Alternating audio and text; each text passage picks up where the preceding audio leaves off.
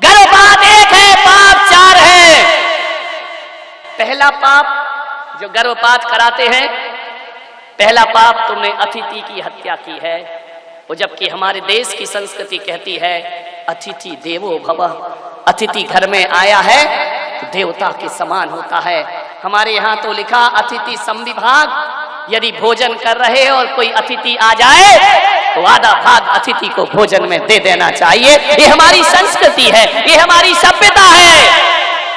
एक बच्चा गर्भ में आया, भाई अतिथि था, एक मेहमान था, उसका सत्कार तो नहीं किया, उसके हत्यारे हो गए। तो सब ध्यान रखिए। दूसरा पाप, तुमने एक गर्भ में पल रहे बच्चे की हत्या नहीं की, बल्कि एक शरणागत के हत्यारे हो तुम। और हमारे देश की संस्कृति ये कहती है कि शरण में यदि शत्रु भी आ जाए, शत्रु का भाई विभीषण भी आ जाए, तो राम उस विभीषण दुश्मन के भाई को भी गले से लगा लिया करते हैं। कैसी रामायण पढ़ते हो आप? आपके घर में एक बच्चा आया है, वह आपकी शरण में आया है, पालनहारी मारनहार हो गए, बाढ़ ही खेत खाने लगी, कैसी होगी जिंदगी हमारी? विचार करिए। एक शरणागत की हत्या की है तुमने। तीसरा पाप, तुमने दीनहीन अनाथ की हत्या की है। इतने ही तुम्हारे बाजुओं में ताकत थी तो जन्म लेने के बाद मार के दिखाते। एक दीनहीन अनाथ को 3 लोगों ने मिलकर के मार डाला। 3 हत्यारे हैं उसके। वो बच्चा चीख नहीं सकता है, वो बच्चा कानून से अपनी दया की भीख नहीं मांग सकता। वो बच्चा तुम्हें अदालत तक घसीट के, अनाथ है ना वो, गर्भ में है तुम्हारे, वह अपनी जिंदगी की मांग नहीं कर सकता। 3 हत्यारे हैं ये। पहला हत्यारा तो वो पति जो अपनी पत्नी को गर्भपात के लिए मजबूर करता है, वो सबसे बड़ा हत्यारा हुआ करता है। दूसरा हत्यारा वो डॉक्टर जो चंद रुपयों के खातिर किसी के गर्भ में पल रहे अजन्मे शिशु का कत्ल करता है। और तीसरी हत्यारिन वो माँ है जो अपने ही खून की हत्या करवाती है जाकर के। ध्यान, ये 3 हत्यारे हैं, ध्यान रखना। ये 3 ऐसे कसाई हैं, ये लाख तीर्थ करें, चारों धाम की यात्रा करें, गंगा नहा ले, जमुना नहा ले, ये खून के दाग कभी धुलने वाले नहीं हैं। ये तीनों हत्यारे लोग, ये तीनों कसाई लोग। और जिस क्लिनिक में गर्भपात होता है, मैं उसे अस्पताल नहीं कहता, वो किसी बूचड़ खाने और स्लॉटर हाउस से कम नहीं हुआ करता है। अरे बूचड़ खाने में तो पशुओं को मारा जाता है। ये ऐसा बूचड़ खाना है जहां चंद रुपए के खातिर एक डॉक्टर इतना बड़ा पाप करता है। कहां गई तुम्हारे अंदर की संवेदनाएं? कहां गई उस नारी का धड़कता हुआ दिल? जानते हो मां का दिल क्या होता है? बच्चा सूखे में सुलाती है, खुद गीले में सोती है। वो दुनिया में माँ हुआ करती है। माँ तो वो होती है खुद भूखी रहती है लेकिन बच्चे को आंचल का दूध पिलाया करती है। माँ तो वो होती है कि अपनी जान लुटाना पड़े लेकिन बच्चे को जीवन दान दिया करती है। यूं तो आंधी तूफान आए तो माँ की नींद नहीं टूटती रात को, लेकिन बच्चा थोड़ा सा कुनमुना जाए तो गहरी नींद भी माँ की पल भर में टूट जाया करती है। अरे माँ का हृदय तो गुलाब की पंखुड़ियों से ज्यादा कोमल होता है, लेकिन बाहरी हत्यारिन माँ, तेरा हृदय तो ग्रेनाइट से भी ज्यादा कठोर हो गया है, अपने ही खून की हत्या करा रही है। अरे जिस नारी ने गर्भपात कराया है, ये मत सोचना कि उसने केवल एक लड़की की हत्या की है या एक बेटे की हत्या की है। तुम्हें जो पाप लगेगा ना गर्भपात कराने का पाप, आपने एक बच्चे की हत्या नहीं की है, आपने भावी मुनि की हत्या की है, आपने एक साध्वी की हत्या की है, आपने एक हो सकता है आपकी बेटी जन्म लेने के बाद नहीं फंसती संसार के प्रपंच में, कोई ज्ञानमती बनकर खड़ी हो जाती, कोई विशुद्धमती बनकर खड़ी हो जाती, कोई सुभाषमती बनकर के दुनिया में खड़ी। यदि वो बेटी माताजी बनती तो उस महिला से कहूंगा तुमने एक आरिका की हत्या कर दी है, ध्यान रखना। यदि वो बेटा संत बन जाता, हो सकता है आपका बेटा घर गृहस्थी में ना फंसता। तो आपने यदि बच्चे का गर्भपात कराया है, ये मान करके चलो एक विवेकानंद की तुमने हत्या की है, आने वाले शांति सागर की तुमने हत्या की है, आचार्य कुंद कुंद की तुम हत्यारिन हो। तुम्हें ब्रह्म हत्या का पाप लगेगा, तुम्हें संत हत्या का पाप। क्या मालूम कौन बच्चा क्या बन जाए। हो सकता है आपकी बेटी इंदिरा गांधी बनती, हो सकता है आपकी बेटी प्रतिभा पाटिल बन करके खड़ी हो जाती। तुमने आने वाले भविष्य के राष्ट्रपति और प्रधानमंत्री की हत्या की है, तुमने आने वाले संतों की हत्या की है, आने वाली देवियों की तुमने हत्या की है। अभी तक तो हमने सुना था कि पूत कपूत होते हैं, माता कभी कुमाता नहीं होती। लेकिन बाहरी कलजुगी माँ, तूने अपनी कोख में प्रश्न चिन्ह लगवा दिया है। तूने अपनी कोख में संदेहास्पद हो गई तुम्हारी कोख। अब कोई अवतार जन्म ना लेगा, क्योंकि हर अवतार और तीर्थंकर ये सोचते होंगे कि ना जाने किसी हत्यारिन माँ के गर्भ में चले गए तो जन्म लेने से पहले हमारी जीवन लीला समाप्त। कैसी हो गई माँ की ममता। तुम तो नारी हो, मालूम है तुम्हें। एक नागिन अपने बच्चे को जन्म देने के बाद खाती है।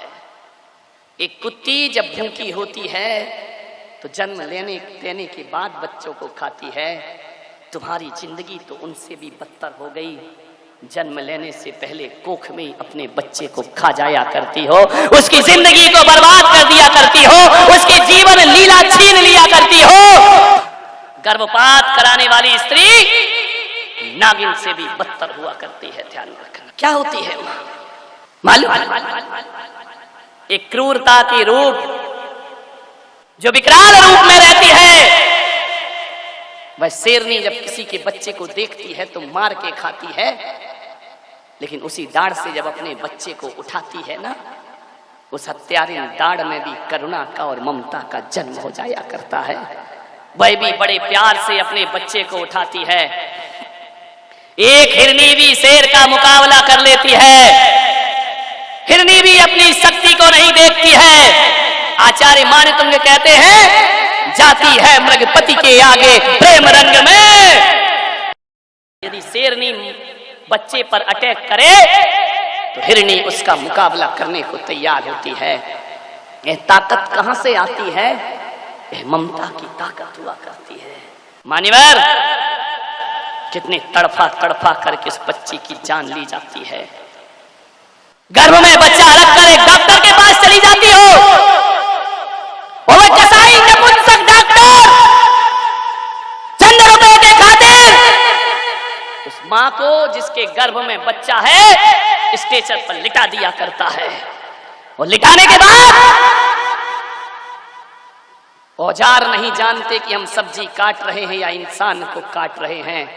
कैंची को कुछ नहीं पता है, लेकिन इस आदमी को तो पता होता है ना। ये धारदार औजार उस मां के गर्भ में डालता है, और गर्भ में डालने के बाद बच्चा जब चीखता है कि मां मुझे जन्म लेने दे, मैं तो आया था तेरे गर्भ में कि मुझे सांसें मिलेंगी, जीवन मिलेगा। मां, तूने तो मां के नाम को कलंकित कर दिया। कैसी पथराई छाती होती है उस मां की कि वह लेटी लेटी गर्भपात कराती रहती है।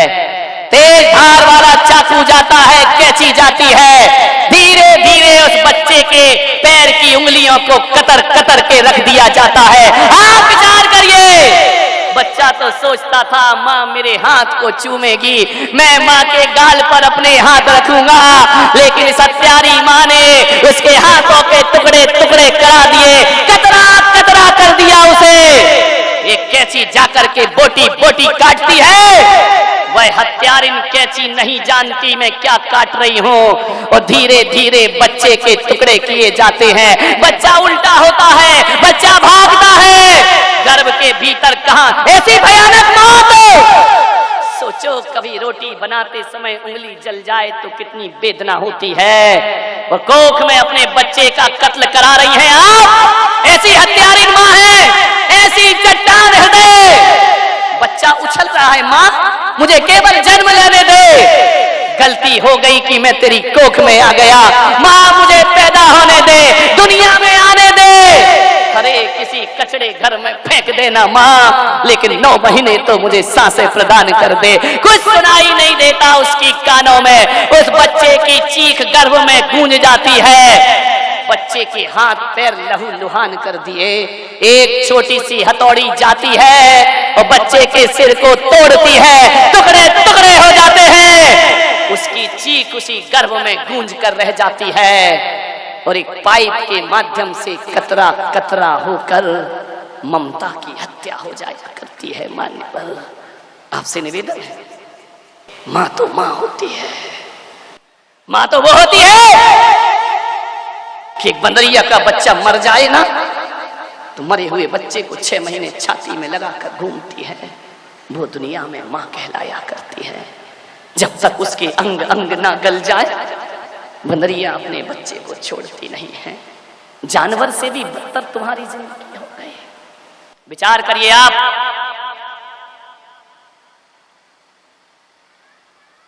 एक हिरनी को एक शेर खा रहा था, हिरनी की आंख में आंसू आ गए, शेर ने कहा तू नहीं बचेगी, बोले मुझे विश्वास है मैं नहीं बचूंगी, लेकिन मैं तुम्हारा ग्रास हूं, तुम मुझे खा सकते हो, 5 मिनट की मोहलत दे दो। बोले क्या हुआ, मेरे बच्चे बहुत छोटे हैं, मैं उन्हें एक बार अंतिम बार दूध पिलाया हूं, उसके बाद मेरी जीवन लीला समाप्त कर देना। और एक निवेदन है मेरा तुमसे कि तुम मुझे खा लेना, लेकिन मेरे स्तन को मत खाना। बोले क्यों? बोले मेरे मरने के बाद मैं चाहती हूं कि मेरे स्तन मेरे बच्चे के मुंह में पड़े रहना चाहिए, मैं मजबूर हूं कि तुम मेरी हत्या करोगे। वो कहते हैं, ये कहानी कहती है पंचतंत्र की, कि शेर ने जैसे ही सुना कि बच्ची ये जो हिरनी है छोटे छोटे 2 बच्चों की माँ है, शेर ने कहा जा मैं तेरा भक्षण नहीं करता हूं, जा तू अपने बच्चों को जीवन दान प्रदान कर दे। मानव, एक जानवर में इतनी ममता जग जाती है, एक जानवर सब कुछ लुटा देता है। तुमने एक कहानी पढ़ी होगी कि एक मालिक के बच्चे को बचाने के लिए एक नेवला सांप से मुकाबला करता है और सांप के टुकड़े टुकड़े कर दिया करता है और मालिक के बच्चे को बचाने की वह ताकत रखा करता है। तुम अपने ही बच्चों की हत्यारे हो गए। मान्यवर, कैसी भी परिस्थिति आ जाए, शास्त्र कहते हैं, आगम कहता है कि जो मां अपने बच्चे का गर्भपात कराती है, वो जो पति अपनी पत्नी को गर्भपात कराने के लिए मजबूर करता है, वो जो निकम्मा डॉक्टर पैसों के खातिर किसी के बच्चे की हत्या करता है, आने वाले 7 जन्म तक ये मां बांझ की पर्याय में जन्म लेती है और ये डॉक्टर वो पति हिजड़ों की पर्याय में पैदा हुआ करते हैं। दूसरों के बच्चों को देखकर ललचाएंगे, लेकिन तुम्हारी गोद में कभी किलकारियां आने वाली नहीं है। ध्यान रखिए, ऐसा पाप मत करिए, ऐसा अपराध मत करिए अपने जीवन में। मैं माताओं बहनों से निवेदन करूंगा, अनचाही औलाद गर्भ में आ जाए, वो जिसको तुम जन्म देना नहीं चाहती हो, ये संत पुलक सागर तुमसे हाथ जोड़ के निवेदन करता है, केवल 9 महीने थोड़ा सा धैर्य रखिए, उसे केवल जन्म लेने दो। तुमको नहीं पालना कोई बात नहीं, किसी कचड़े घर में डाल देना जाकर के। आज भी मेरा देश इतना पत्थर का नहीं है, तुम अपने बच्चे को जन्म देकर कचड़े घर में फेंकाना मत रखना अपने पास, और कचड़े घर में ना फेंक सको किसी अनाथ आश्रम के झूले में डाल देना, और वहां भी ना डाल सको तो मुझ पुलक सागर के दरवाजे पर डाल करके चले जाना। ध्यान रखना, लेकिन किसी बच्चे की हत्या मत करना, किसी का जीवन मत छीनना, मेरे दरवाजे पर डाल जाना, कोई बात नहीं है, मैं तुम्हें अभिशाप नहीं दूंगा, मैं तुम्हें धन्यवाद दूंगा कि तुमने जन्म से पहले उसे मारा नहीं है। ध्यान रखिए, तुम अहिंसक कहलाओगी और पुलक सागर के दरवाजे पर डाल जाना। मैं इस भरी समाज में कोई ना कोई यशोदा खड़ी कर दूंगा, वो तुम्हारे बच्चे को पाल पोस करके बड़ा कर देगी। ध्यान रखिए, आज भी यशोदाओं की कमी नहीं है, लेकिन देवकियों से निवेदन है कि अपने बच्चे की हत्या मत करिए। ध्यान रखिए, उसे जन्म लेने का अवसर दीजिए। कैसी भी परिस्थिति आ जाए, अनचाही औलाद आ गई है, आप महाजन हैं, आप ब्राह्मण हैं, आप जैन हैं, आप क्षत्रिय हैं, आपका कर्म जीवों की रक्षा करना है।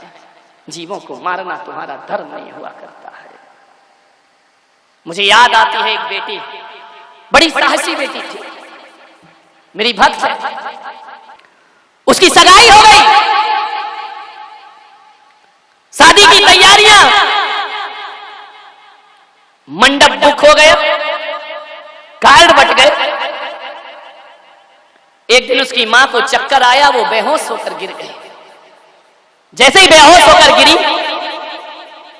घर के लोग परेशान हो गए, अस्पताल ले गए, एडमिट किया। उस बेटी का बाप बाहर है अस्पताल में, डॉक्टर ने बुलाया कि अमुक व्यक्ति को यहां बुला। जैसे ही वो व्यक्ति गया, डॉक्टर ने कहा मुबारक हो, आप फिर से पिता बनने वाले हैं। पसीना आ गया माथे पर। उस महिला से कहा कि तुम मां बनने वाली हो। उसने कहा इस अधेड़ उम्र में मां, मेरी बेटी की शादी हो रही है, बेटी बराबरी की हो गई और मैं मां बन रही हूं। डॉक्टर साहब एक बार और जांच करके देखो, आपको गलतफहमी है, मैं इस उम्र में मां कैसे बनूंगी, मेरी बच्ची की तो शादी हो रही है। डॉक्टर ने कहा कि ये सच है कि तुम फिर से मां बनने वाली हो। शर्म से पानी पानी हो गई, घर जाके क्या मुंह दिखाऊंगी। घर पहुंची, सासू को बताया। सासू ने कहा तू पागल हो गई, बच्ची की शादी बारात आने वाली है और तू कह रही है कि मैं मां बनने वाली हूं। क्या करूं अम्मा जी? एक काम कर, एबॉर्शन करा दे बच्चे का, अभी ज्यादा समय नहीं हुआ है, शादी के अभी 6 महीने हैं, गर्भपात करा दे कहीं बाहर जाकर के। जैसे ही उस मां ने सुना, पति ने सुना, पति ने कहा कि अम्मा ठीक कहती है, चल इस बच्चे का एबॉर्शन करा देते हैं। भीतर से आवाज आई, एक तो बुढ़ापे में औलाद हो रही है, गर्भपात जैसा पाप, मैंने तो महाराज का प्रवचन सुना है, मैं कैसे गर्भपात करा सकती हूं। उदास रहने लगी, बीमार रहने लगी। जिस बेटी की शादी थी, उस बेटी ने एक दिन मां से पूछा कि मां ये बता, तू कुछ दिन से बड़ी उदास है, जब से तू बेहोश हुई है क्या हो गया है तुझे? उस मां ने कहा कुछ नहीं बेटा। रोने लगी, आंसू बहाने लगी। बेटी ने कहा मम्मी आज तुम्हें बताना पड़ेगा, तुमको तकलीफ किस बात की है। अकेले कमरे में पकड़ के ले गई लड़की को, बोली बेटी मुझे माफ कर, मुझे शर्म आती है तुझे बताने में। बोले हुआ क्या मां? बोले बेटा मुझे कुछ नहीं मालूम, लेकिन आज मैं शर्म से पारी पारी हूं। उस बेटी ने कहा मां तू बता तो तुझे क्या हुआ है? बोले बेटी जब तेरी मां बनने की उम्र है तब मैं मां बन रही हूं।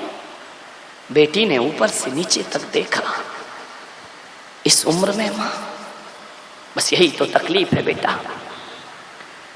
क्या सोचा? बोले तेरी दादी कहती है कि गर्भपात कर दो, तेरे पापा कहते हैं एबॉर्शन करा दीजिए इसका, तो मां तू क्या करेगी? बोले महाराज की आवाज मेरे कान में गूंजती है कि हत्यारे मां मत बन। बोल बेटी तू रास्ता दिखा। हर मां अपनी औलाद को रास्ता दिखाती है। आज ये मजबूर मां अपनी बेटी से कहती है मुझे रास्ता दिखा। आज ये माँ तुझसे शिक्षा प्राप्त करना चाहती है, बोल बेटी यहाँ तेरी शादी आ रही है और वहां मैं माँ बन रही हूँ। उस लड़की ने कहा 2 मिनट मम्मी। उसने मोबाइल उठाया और उस लड़के को फोन लगाया। लड़के ने कहा बोल क्या बात है?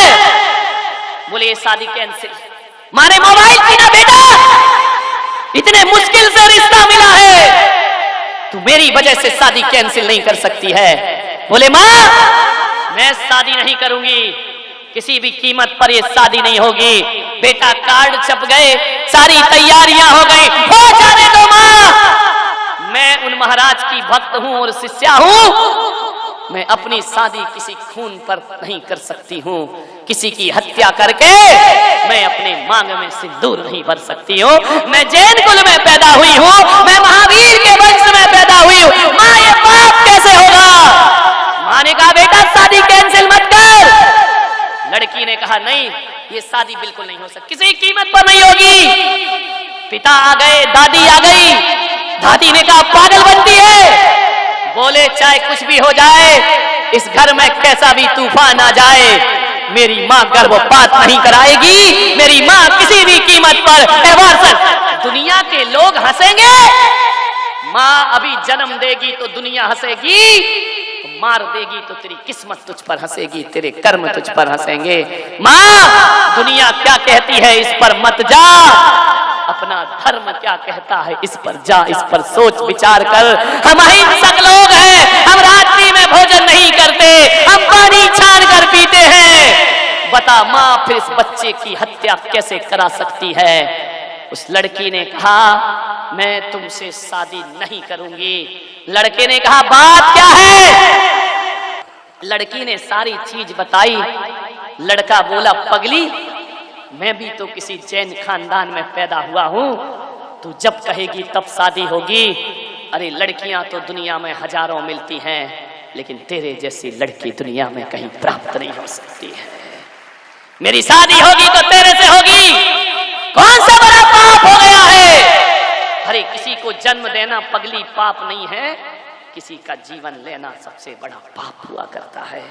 और उस लड़के ने उस लड़की का 2 साल इंतजार किया। ध्यान रखिए, जब तक उसकी माँ की कोख से बच्चे का जन्म नहीं हुआ और 1 साल बच्चा बड़ा नहीं हो गया, तब तक दोनों ने शादियां नहीं की। मेरी समाज की बेटियों, यदि माँ बाप गलत रास्ते पर जाएं तो तुम सच्ची बेटी बनने का सौभाग्य प्राप्त करिए। ऐसी सलाह अपने घरों में मत दीजिए, गर्भपात की सलाह मत दीजिए। किन बेटों की चाहत में गर्भपात कराती हो? बेटा कब पड़ोसी बन जाए कुछ नहीं कह सकते। एक माँ ने अपनी लड़की का गर्भपात कर दिया, डॉक्टर से पता किया कि मेरी कोख में क्या है, सोनोग्राफी कराई, बोले लड़की है। उसने कहा जितना भी पैसा लगे इसका एबॉर्शन कर दीजिए, मैं इसे जन्म नहीं देना चाहती हूं। बात आई गई हो गई। कुछ दिन बाद उसे बेटा हुआ, बेटे को पढ़ाया लिखाया बड़ा किया। एक दिन दुर्घटना घटी, एक एक्सीडेंट में उस महिला के पति की मौत हो गई। बहुत रोई, विधवा हो गई। ध्यान रखना अपना ही कर्म लौट करके आता है। उसने सोचा कि मेरा पति तड़प तड़प के मरा है, डॉक्टरों ने उन्हें लिया नहीं, पहले पुलिस केस बनाओ, उसके बाद इलाज होगा। जब तक पुलिस आई पति ने दम तोड़ दिया। उस औरत ने संकल्प किया अपने बेटे को डॉक्टर बनाऊंगी। बुरे दिन आए, गरीबी आई, बेटे ने, मां ने सब कुछ बेच दिया, गहने बेचे, मकान बेचा। जा बेटा तू डॉक्टर बन जा, मेरा एक ही सपना है, जैसा मेरा पति तड़प तड़प के मरा है ऐसा किसी का पति तड़प के ना मरे। कहते हैं बेटा पढ़ लिख कर बहुत बड़ा शहर में डॉक्टर बन गया। माँ गांव में रह रही है, सब कुछ बेच करके झाड़ू पोछा करती और एक सपना देखती कि मेरा बेटा जिस दिन डॉक्टर बन जाएगा ये बुरे दिन मेरे खत्म हो जाएंगे हमेशा को। एक दिन डॉक्टर बन गया। बेटे ने माँ की सुधना ली, शहर की हवा लग गई। एक दिन बहुत बीमार पड़ी। गांव के लोगों ने कहा कि मां, तेरा बेटा डॉक्टर है, जाकर इलाज करा। उसने कहा मेरा बेटा शहर में कहां रहता है, एड्रेस मुझे नहीं मालूम है। एक मां को बेटे का पता नहीं। गांव के लोगों ने कहा बहुत बड़ा डॉक्टर है, किसी को भी पूछेगी हर कोई पहुंचा देगा। अच्छा, मेरे पास जाने के लिए पैसा नहीं है। सोचो, जिस बेटे के लिए बेटियों की हत्या करती हो, उस मां के पास शहर जाने का पैसा नहीं है और बेटा बहुत बड़ा डॉक्टर है। मान्यवर, इसे कहानी मत समझना, ये घटना कभी भी तुम्हारे घर में घट सकती है, ध्यान रखिए। गांव के लोगों ने चंदा चिट्ठा इकट्ठा किया। ले मां, तू शहर चले जा। जैसे ही शहर पहुंची, रेलवे स्टेशन पर उतरी, प्लेटफॉर्म से बाहर गई, ऑटो रिक्शे वाले को बोली, इस डॉक्टर को जानते हो? अरे रिक्शे वाले ने कहा, बूढ़ी अम्मा, कौन नहीं जानता उसको, इस शहर का बहुत बड़ा डॉक्टर है, बहुत बड़ा डॉक्टर। छाती फूल गई उस मां की, मुझे वहां तक पहुंचा दो। बोले चलो। बिठाया, रिक्शे पर ले गया। मां ने अपनी पोटली में से पुराना नोट निकाला। रिक्शे वाले ने कहा नहीं, कोई बात नहीं मां जी, नहीं चाहिए मुझे पैसा, तू रख, एक दिन पुण्य का काम मुझे भी करने दे। मां ने बहुत समझाया, ले ले बेटा पैसा, मेरे पास क्या कमी है मुझे, मेरा बेटा इतना बड़ा डॉक्टर, इतनी बड़ी कोठी। आंखें फटी की फटी रह गई उस मां की। रिक्शे वाला चला गया, प्रणाम करके बेल बजाई, बेटा ने दरवाजा खोला। उसने कहा मां, तू ये फटे पुराने कपड़ों में? बोले तू मेरा बेटा? देख मां, कितनी बड़ी कोठी बना ली मैंने, कितना बड़ा अस्पताल है मेरा। मां के आंचल से दूध छलक आया। उसने कहा बेटा, आज ये मां धन्य हो गई, तूने मेरी मेहनत सार्थक और सफल कर दी। आज मैं सब भूल गई कि मैंने एक दूसरों के कपड़े धोए हैं, झाड़ू पोछा किया है, इतना बड़ा डॉक्टर बन गया। भीतर से एक डॉक्टर और निकली। मां ने पूछा ये कौन है? बोले मां, ये तेरी बहू है, शादी भी हो गई। बोले कॉलेज में साथ साथ पढ़ते थे, सब कुछ बहुत जल्दी में हो गया, हम तुझे खबर नहीं दे पाए। मां ने कहा कोई बात नहीं बेटा, तू खुश रह, ये मां का दुआएं तुझे है। कैसे आई मां? 3 महीने से बीमार हूं बेटा, कोई इलाज नहीं हो रहा मेरा, गांव में अकेली पड़ी हूं, गांव वालों ने मुझे तेरे पास भेजा है।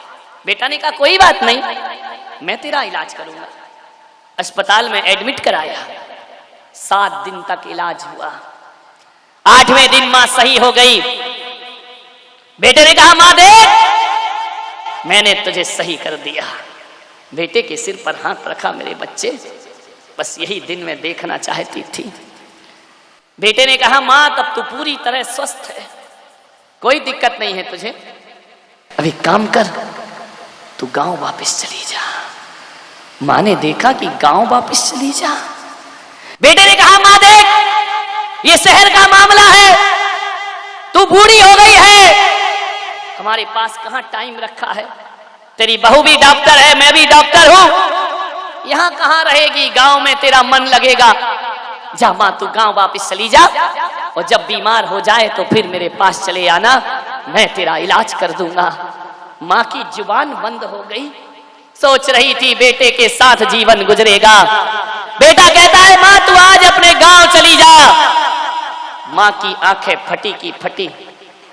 मां ने कहा ठीक है बेटा, तू खुश रह। जाने लगी गांव में।